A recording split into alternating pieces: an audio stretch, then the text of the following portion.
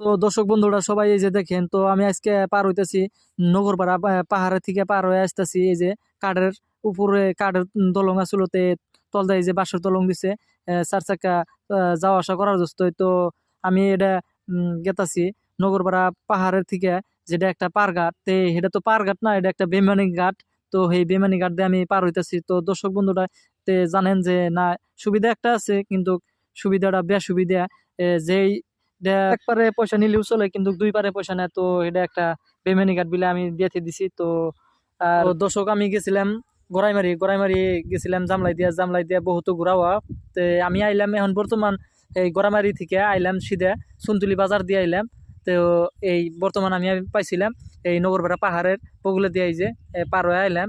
তো বর্তমান রাত 7টা বাজছে। তো এই টাইমে আমি পার হইলাম। তো আজকে আমি যামু নগরপাড়া রাস আছে, তো রাসের বগলে দিয়ে যামু।